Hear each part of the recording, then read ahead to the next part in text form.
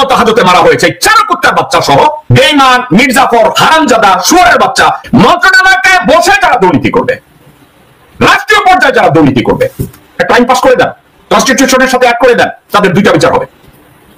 দুর্নীতির জন্য তার বিচার হবে এবং দেশদ্রোহিতার জন্য তার বিচার হবে। বলেছে আলেম ওলামাদের বিরুদ্ধে মিথ্যা মামলা দেওয়া হয়েছে আওয়ামী শাসনামলে, দিয়েছে, কিন্তু সবগুলো উঠাইছে। আলেম ওলামাদের হাতে কড়ি লাগাইয়া উলঙ্গ কইরা পিটাইছে, তাদেরকে উলঙ্গ কইরা হাতে সিগারেট ধরাইয়া মাগি দিয়া ছবি তোলাইছেন। তাহলে আওয়ামী লীগের এই চোরগুলা, এই কুত্তার বাচ্চাগুলারে এত জামাই আদর করতেছেন কেন? অতঃপর গোলাম আজমকে যখন হাজতে নেওয়া হয়েছে, উনি হুইল চেয়ারে ছিলেন, আপনি হ্যান্ডকাপ পড়েছিলেন, আওয়ামী গভর্নমেন্ট তাদেরকে হ্যান্ডকাপ পড়েছিল। মতিউর রহমান নিজামীর হাতে হ্যান্ডকাপ পড়ানো হয়েছে, আল মুজাহিদের হাতে হ্যান্ডকাপ পড়ানো হয়েছে, কামরুজ্জামানের হাতে হ্যান্ডকাপ পড়ানো হয়েছে, সালাউদ্দিন কাদের চৌধুরীর হাতে হ্যান্ডকাপ পড়ানো হয়েছে, আল্লামা দেলোয়ার হোসেন সাইদির হাতে হ্যান্ডকাপ পড়ানো হয়েছে, মাওলানা আমির হামজার হাতে হ্যান্ডকাপ পড়ানো হয়েছে, মাওলানা ইব্রাহিমের হাতে হ্যান্ডকাপ পড়ানো হয়েছে, মামুনুল হকের হাতে হ্যান্ডকাপ পড়ানো হয়েছে, রফিকুল ইসলাম মাদানির হাতে হ্যান্ডকাপ পড়ানো হয়েছে। তাইলে এই মাদারসান ভারতীয় শুয়োরের বাচ্চা খানকিদের হাতে কেন হাত করা পড়ানো হয় নাই? আর পুলিশের সেবা করতে এত জামাইয়ের মতো দেখতে হাজতে যায়। এইসব লেকচার দেওয়া বন্ধ করেন। আলেম ওলামাদের গ্রেপ মিথ্যা মামলা দেওয়া হয়েছে, এইসব বর্ণামী কথাবার্তা বাদ দেন, এসব হিপোক্রেসি বাদ দেন। যেসব খানকির ছেলেদের জামাই আদরে পুলিশের ওইখানে নেওয়া হয়, কেন তাদেরকে হাত করা পড়ানো হয় না? পলকের হাতে কেন হাত করা নাই? দিব্যমণির হাতে কেন হাত করা নাই? আনিসুল হকের হাতে কেন হাত করা নাই? সালমান রহমানের হাতে কেন হাত করা নাই? শাহজাহানের মতো দালাল, পরিবহন দুর্নীতির সাথে হিজাবাদ যাইতো সে দোষী শাহজাহান কেন? আরেক মাফিয়া কুত্তার বাচ্চা চাঁদাবাজ, এদের হাতে কেন হাত করা নাই? এইসব আলেমী ওলামার কথা বইলা সমবেদনা বা সাপোর্ট নেওয়ার চেষ্টা করেন না আসিফ নজরুল। আমি লেফটেন্যান্ট জেনারেল জাহাঙ্গীর আপনার দৃষ্টি আকর্ষণ করে বলে, আপনি এবং আমির খসরু, আপনি এবং ডক্টর আসিফ নজরুল আপনাদের দায়িত্বের মধ্যে পড়ে এই সব কুত্তার বাচ্চাদের হাতে কেন হাত করা পড়ানো হয় না? বরেণ্য কিছু নিরপরাধ আলেমদের হাতে হাত করা পড়িয়ে তাদেরকে হত্যা করা হয়েছে নির্বিচারে। এদের হাতে কেন হাত করা নাই? আপনাদেরকে 14 গোষ্ঠী উদ্ধার করতে আসিফ নজরুল এবং লেফটেন্যান্ট জাহাঙ্গীর, আপনাদের 14 গোষ্ঠী আমি উদ্ধার করতে চাই না।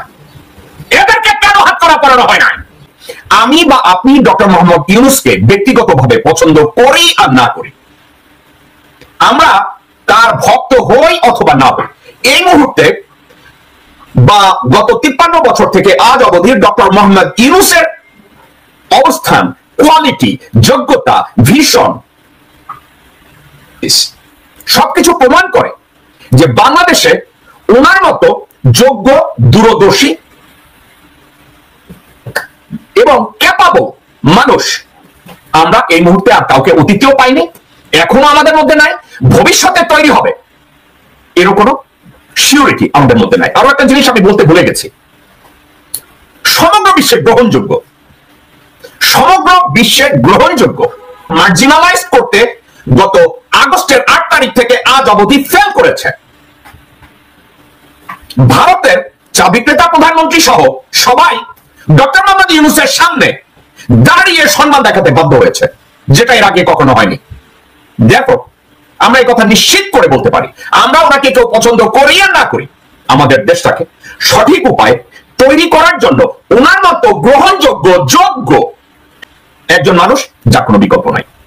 দেখো, আমাদের আশা, আকাঙ্ক্ষা, আমাদের প্রতিজ্ঞা, আমাদের প্রত্যয়, আমাদের ডেজায়ার একটা, ডক্টর মোহাম্মদ ইউনূস যতক্ষণে না বলবেন আই এম ডান, অর্থাৎ সংস্কার শেষ, আমার সংস্কারের উপরে, আমার রিফর্মের উপরে আপনারা বিশ্বাস রাখতে পারেন এবার নির্বাচন, ততক্ষণ পর্যন্ত আমরা ওনার পাশে, ওনার পেছনে, ওনার ডানে, ওনার বায়ে, ওনার সামনে অত্যন্ত প্রহরী। আজকে যে বিষয়গুলো নিয়ে আমি আপনাদের সাথে কথা বলবো, একটু বিশ্লেষণধর্মী সাবজেক্ট আজকের আমি পিক করেছি, ইচ্ছা করি আমি বিশ্লেষণধর্মী একটা সাবজেক্ট আমি পিক করেছি। দর্শকবৃন্দ, একটু আপনারা যদি মনোযোগ দিয়ে আপনারা একটু শুনেন। আমাদের আজকে বিষয়বস্তু হলো, আলোচনার বিষয়বস্তু জেনারেল ওয়াকার সহ অতীতের যত সেনাপ্রধান বাংলাদেশে ছিল তাদেরই সহায়তায় জন্ম হয়েছে, দেশ বিরোধী তৎপরতা হয়েছে, জনগণের ভোগান্তি হয়েছে, দেশদ্রোহিতা হয়েছে, দেশের বিরুদ্ধে বিদ্রোহ হয়েছে, দেশের সার্বভৌমত্ব নষ্ট করা হয়েছে, স্রেফ একজন সেনাপ্রধান ছাড়া, ওই সেনাপ্রধান ছিল শহীদ রাষ্ট্রপতি লেফটেন্যান্ট জেনারেল জিয়াউর রহমান। ওনার বাইরে সকল সেনাপ্রধানের সহায়তায়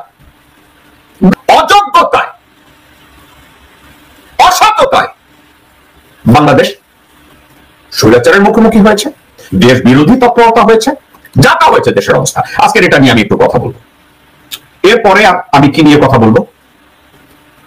বাংলাদেশের সমাজ কল্যাণ উপদেষ্টা এক ভদ্র মহিলা, উনি একটা কথা বলেছে, রাষ্ট্র ও মন্ত্রণালয় পর্যায়ে দুর্নীতি দেশদ্রোহিতার শামিল।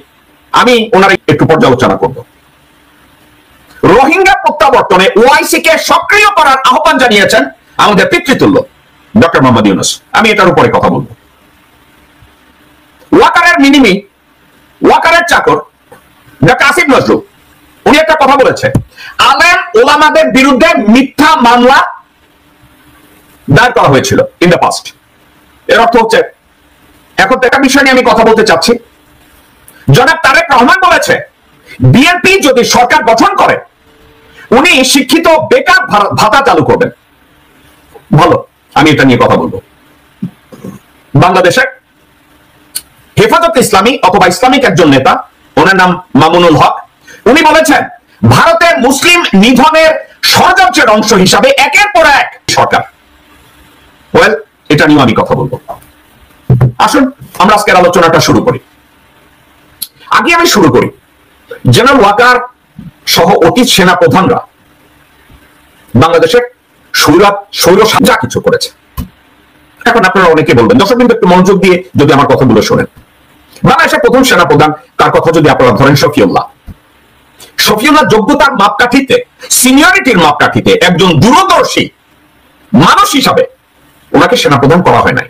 ওনাকে সেনাপ্রধান করা হয়েছিল ভারতের প্রেসক্রিপশনে। ভারত প্রেসক্রাইব করেছিল শফিউল্লাহকে জন্য, সে ওই মুহূর্তে এই ইম্পোজ ভারতের এই মানসিকতাকে অ্যাভয়েড করতে পারে নাই, ভারতের এই নির্দেশকে অমান্য করতে পারে নাই। কারণ ভারত যখন মুজিব শেখকে, তাজউদ্দিনকে, নজরুল ইসলামকে, মনসুর আলীকে, কামরুজ্জামান, এই চার ভারতীয় কুত্তার বাচ্চা, প্রথম হারামজাদা যে চারজনকে ন্যায় কুত্তার মতো হাজতে মারা হয়েছে, এই চার কুত্তার বাচ্চা শফিউল্লাহকে সেনাপ্রধান করতে। কারণ কি? সে ছিল হিজড়া, সে ছিল নপুংসক, সে ছিল ইনডিসিসিভ এবং সে ছিল কনফিউজড ব্যক্তি জীবন একজন মানুষ।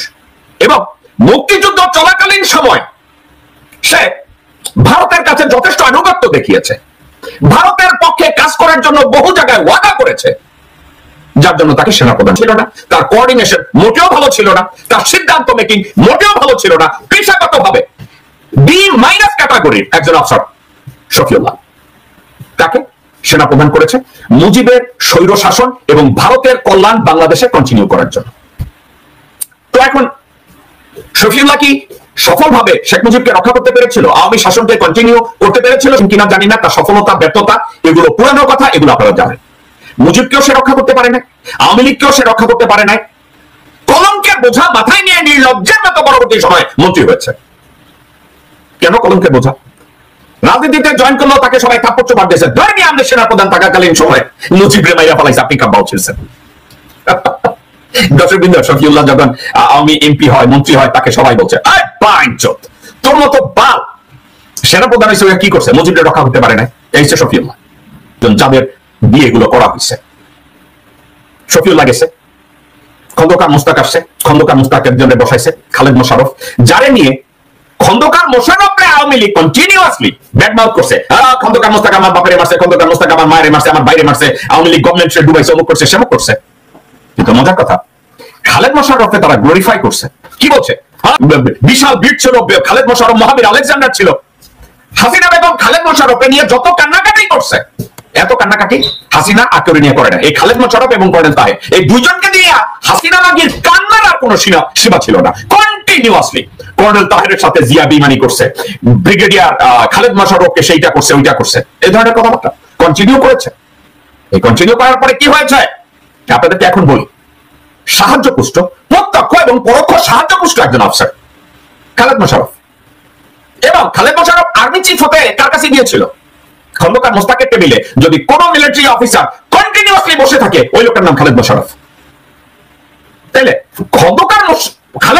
খন্দকার মোস্তাককে হাসিনা বিশ্বদাগার করতো, কিন্তু খালেদ মোশাররফকে গ্লোরিফাই করতো।